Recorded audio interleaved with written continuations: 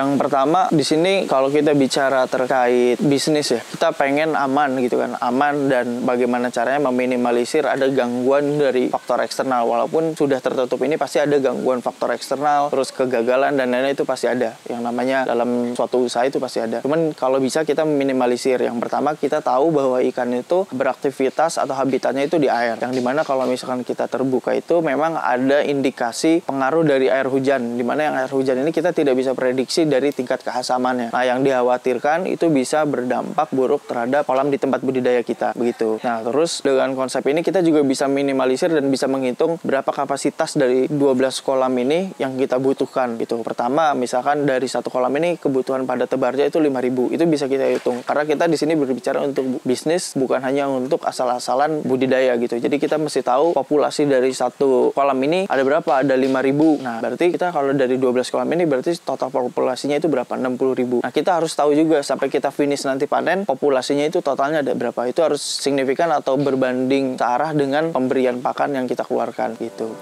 Jadi untuk tingkat kanibalisme itu biasanya tergantung dari apa faktornya. Biasanya dari faktor pemberian pakannya, terus faktor dari ukuran ikannya, terus manajemen kualitas airnya. Nah, itu seperti apa? Nah, untuk meminimalisir itu biasa kita melakukan pensortiran supaya ukuran ikan lele itu rata dan meminimalisir kanibalisme. Terus kita juga menjadwalkan pakan dan memperhitungkan pakan yang harus diberikan itu berapa supaya juga meminimalisir kanibalisme. Dan yang terakhir biasanya kita lakukan manajemen kolam air atau manajemen air supaya tingkat stres ikan itu tidak tinggi, yang dimana akhirnya bisa meminimalisir kanibalisme pada ikan lele juga.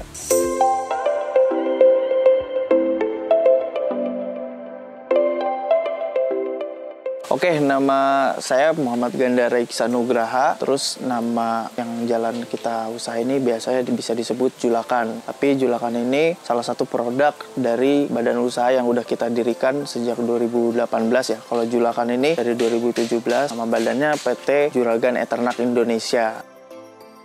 Julakan itu dulu terinspirasi dari juragan olahan ikan. Jadi dulu itu Julakan itu panjangan juragan olahan ikan. Tapi karena sekarang kita udah sedikit untuk terkait pengolahannya, jadi kita coba budidaya dan menjualnya, terus kita edukasi. Jadi sekarang biasa disebutnya juragan ikan.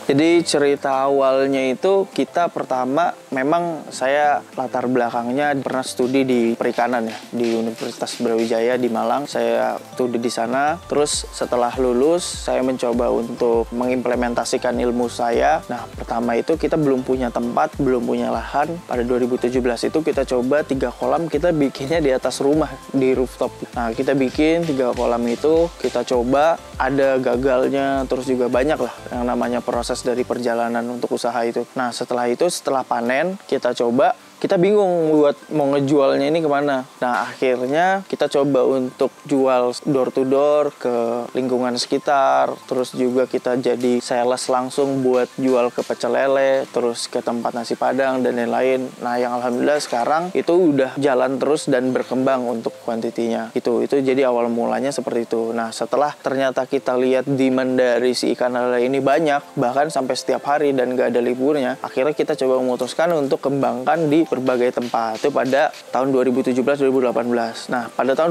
2018-2019 ternyata kita ketemu lagi nih sama agen-agen besar yang bermain di ikan lele juga. Terus permintaan kita semakin meningkat. Ditambah lagi kita juga supply ke tempat-tempat pecel lele. Terus juga kita juga bikin sedikit olahan kayak nugget lele dan lain-lain. Yang akhirnya demand kita itu semakin tinggi. Nah, dari situ kita kekurangan untuk supply ikan lelenya. Nah, akhirnya kita coba bikin terobosan atau inovasi yang dimana siapapun yang ingin investasi atau bermitra dengan kita di bidang perikanan, terutama di komoditi ikan lele, kita siapkan dari ilmunya, bibitnya, segala macam, dan kelebihannya itu kita bisa buyback hasilnya. Jadi hasil dari panennya ini kita beli. Karena apa? Karena kita tahu sebenarnya demand kita sendiri untuk Jabodetabek itu masih sangat kecil gitu. Kalau kita prediksi atau by data, biasanya Jabodetabek ini mempunyai demand ikan lele yang cukup tinggi. Dari hasil riset kita di tahun 2017-2018 itu permintaan di Jabodetabek sendiri itu per hari bisa di 20 ton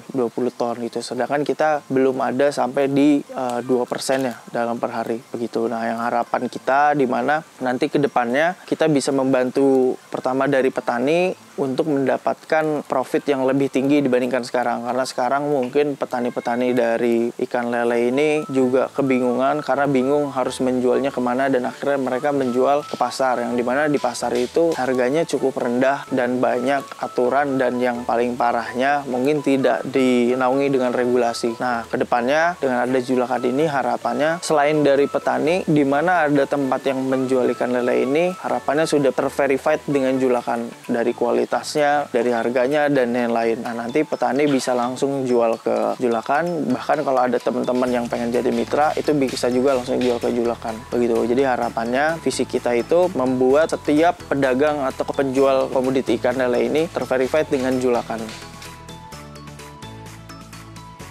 Ikan lele ini kalau kita biasa tahu, dia ini salah satu ikan yang populer jadi primadona di kalangan petani-petani Jabodetabek atau Indonesia. Karena yang mungkin yang biasa dibilang mudah, terus juga ikannya kuat makan apa aja dan di tempat seperti apapun. Nah, sebenarnya pada dasarnya ikan lele ini kuat dalam padat tebar ini karena dia mempunyai sistem labirin, sistem pernafasan labirin, yang dimana itu si ikan ini bisa memproduksi oksigen sendiri, makanya dia bisa pada tebar. Bahkan kalau bisa kita lihat ikan lele di luar kolam pun dia masih bertahan 1 sampai dengan 3 jam. Itu salah satunya kenapa saya memilih ikan lele pada untuk usaha awal ini. Bukan berarti ikan nila dan ikan yang lainnya itu jelek, tapi dalam siklus panennya memang ikan lele ini paling cepat dan pada tebarnya yang paling tinggi itu hanya ikan lele. Jadi dari kolam bulat sendiri ini, yang pertama mungkin dari bentuk konstruksinya yang kita udah desain, dan dimana memang kalau bulat ini sirkulasi airnya lebih bagus ya dibandingkan mungkin yang kotak. Terus juga untuk yang bulat ini kita udah desain di bawahnya itu menggunakan dengan metode namanya central drain. Apa itu central drain? Sistem pembuangan yang ada di tengah dan bentuknya itu mengerucut. Kenapa kita buat mengerucut? Supaya nanti amoniak itu mengumpul di tengah, dan ketika kita ingin membuangnya itu tinggal cabut paralon pembuangannya sehingga kotoran itu terbuang. Apa fungsinya kita membuang kotoran itu? Ketika tingkat amoniak itu tinggi, kalau nggak kita buang, itu bisa menyebabkan pH air itu naik dan kualitas air itu jadi jelek, sehingga banyak menyebabkan kematian pada ikan. Begitu. Jadi ada fungsinya sendiri kenapa kita memilih kolam yang ini. Yang pertama, itu lebih murah juga dan tahan lama. Kalau kita menggunakan kolam tanah, bukannya berarti jelek, kolam tanah juga bagus, tapi untuk secara perawatan dan controllingnya itu rada susah. Yang pertama, karena kita nggak bisa kontrol air di tanah itu kualitasnya seperti apa. Terus yang kedua, untuk tanah ini setiap harus panen kita harus mengangkat lumpur-lumpurnya. Jadi ada beberapa faktor yang memang saya rasa lebih simpel untuk menggunakan kolam bulat. Nah, cuman ada kelebihannya ketika kita menggunakan kolam tanah, ada unsur-unsur elemen atau indikator yang memang dia secara natural terbentuk, seperti pemberian pakan alami, ada plankton, terus juga mikrobakteri yang di sana itu bisa menjadi pakan tambahan untuk lele. Dan ketika kita membuat di kolam tanah, itu kelebihannya adalah dia biasanya bisa mengurai amoniak secara alami gitu dibandingkan kolam yang bulat ini. Kalau kolam beton memang yang jadi permasalahannya adalah pertama dia mungkin membutuhkan kos yang lumayan besar karena kan dia mesti dibangun dari beberapa bahan-bahan konstruksi. Terus yang kedua, dia tidak bisa langsung ditempati kecuali kolam betonnya dilapisi lagi dengan terpal. Kenapa? Karena dia harus dites dulu itu airnya kira-kira bakal rembes atau enggak, masih ada senyawa-senyawa yang mengganggu untuk pertumbuhan enggak gitu kan. Nah, nanti baru kita endapin, setelah diendapin baru bisa dipergunakan. Tapi maintenance di kolam beton itu mungkin jauh lebih mahal, dan ketika memang itu mau dipindahkan atau segala macam, kolam beton jauh lebih susah karena harus dihancurkan. Sedangkan kalau kolam terpal itu portable, jadi bisa dipindahin segala macam, bisa dibongkar pasang. Aerator ini fungsinya sebenarnya lebih untuk bisa mengurai sisa-sisa pakan atau amoniaknya itu. Nah, jadi amoniaknya itu terbantu terurai oleh dengan adanya aerator. Terus yang kedua, dengan adanya aerator juga mungkin tingkat padat tebar ikan bisa dimaksimalkan lagi gitu. Dalam satu kolam ini, itu kapasitas dari si ikan lelenya ini itu sekitar 5.000 ekor. Dari ukuran samplingnya itu sekilo itu isi 100, atau bisa biasa kata orang itu bilang ukuran 9-10. Kalau kita ngambil masa panen itu berapa bulan, itu tergantung. Pertama, tergantung dari ukuran bibitnya itu kita yang pergunakan seperti apa. Kalau ukuran bibit yang 9-10 kurang lebih itu 3 bulan. 90 hari itu udah jadi waktu masa panen. Bahkan sebelum dari 30 hari sudah ada ikan yang bisa dipanen. Karena dalam satu siklus itu panennya parsial. Jadi dari 12 kolam mungkin 20%-nya, lalu 40%-nya, lalu sisanya lagi 40%-nya. Kalau panen ini biasanya untuk dari satu siklus ini kurang lebih itu pemberian pakannya 6,85 6 ton 857 kilo pakan yang harus kita keluarkan. Nah, seidealnya itu dimana kita menggunakan rumus FCR 1:1. Apa itu FCR? Food Cost Ratio, yang dimana 1 kg pakan harus menjadikan 1 kg daging. Jadi seminimal mungkin kita harus panen itu di 6,857 kilo. Jadi 6 ton 857 kilo. Nah, apabila memang ada tingkat kematian yang rendah, itu biasanya bisa lebih dari 6 ton 857 kilo. Kalau untuk pemberian pakan, kita cara menghitungnya itu biasanya ada di rumusnya sendiri. Kalau kita menggunakan ikan yang bobotnya 1 kilo isi 100, itu rata-rata digunakannya 5% dari biomasa ikan itu berapa. Jadi total berat ikan itu dalam satu kolam itu berapa. Semisal total berat ikan itu dalam satu kolam 100 kilo, berarti kita kalikan 5%. Nah, 5%-nya itu sekitar 5 kilo. Nah, berarti dalam satu hari itu kita harus memberikan ikan itu 5 kg pakan. Nah, yang dibagi lagi menjadi 3 tahap. Pertama, pagi, sore, dan malam. Nah, yang dimana fungsinya dibagi 3 itu agar tidak terjadi overfeeding atau penumpukan pemberian pakan berlebih, sehingga ikan itu stres atau mabok dan terjadi penumpukan pakan yang ada di kolam, sehingga pakan-pakan sisa itu tidak bisa terurai, akhirnya menjadi amoniak. Nah, amoniaknya tinggi, akhirnya ikan nanti pada mati.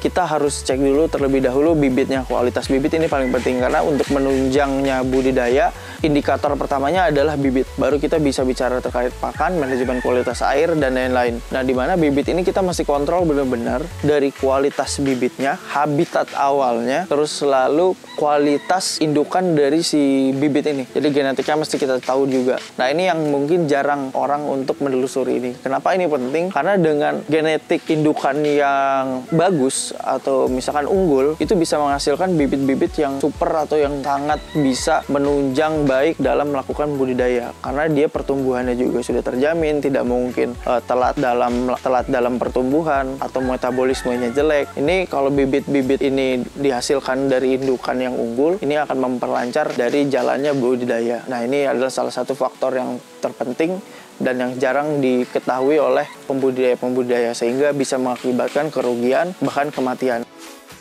Ya, kalau Julukan ID sendiri ini sekarang ini mempunyai beberapa produk. Produk yang pertama itu dimana kita menjual yang namanya home package. Jadi orang-orang yang pengen membudidaya, ini kan skala besar ya. Nah, kalau emang teman-teman mau melakukan dengan yang skala kecil, itu kita jual. Yang dimana nama produknya itu home package. Itu 1x1, itu portable, bisa dilakukan di mana aja. Terus kita kasih edukasinya, panduannya, bahkan sampai suplemen dan lain-lain itu kita kasih lengkap. Yang kedua, itu ada advance package yang skala bisnisnya 1:1, ya udah secara besar, terus secara masif. Nah, yang bisa dilihat seperti ini kita lagi di produk advance package yang tertutup dan 12 kolam, dan kolamnya itu masing-masing mempunyai diameter 3, dan total bibit yang nanti diberikan di sini itu sekitar 60.000 gitu. Nah, yang terakhir kita juga lagi coba mengembangkan di mana teman-teman yang mungkin mau belajar dulu terkait pembibitan terus budidaya, kita ada namanya Julakan Masterclass. Nah, itu membahas tuntas terkait budidaya ikan lele. Untuk sementara masih komoditi ikan lele. Nah, nanti mungkin kita coba juga buat kembangkan di ikan nila dan ikan gurame, bahkan ikan air tawar lain. Kalau untuk harga kolamnya kita variatif ya, dari 900.000 sampai dengan 350 juta. Jadi itu tergantung dari produk-produk yang nanti mau dicocoknya seperti apa yang mana. Kalau untuk pelatihannya sendiri kita open dari 200.000 sampai 500.000 per sesi gitu. Kalau untuk tips mungkin untuk orang-orang yang mau memulai budidaya, itu jangan kaget apabila terjadi kematian banyak dan segala macam. Sama kita juga mulai dari kegagalan, karena kegagalan itu adalah proses yang berharga, dimana kita jadi tahu bahwa itu adalah hal yang memang mahal, tidak boleh dilakukan lagi, sehingga bisa menunjang kita untuk berkembang menjadi lebih baik. Nah, untuk meminimalisir mortalitas itu, yang tadi saya udah mungkin jelaskan, itu kalau bisa dari bibit bibitnya ini dipilih dari yang unggul, terus kualitas airnya juga dicek dalam berkala, pemberian pakannya juga, dan selalu dilakukan sortir pada 7-24 hari setelah bibit ditaruh di kolam. Fungsinya untuk meminimalisir kematian pada ikan.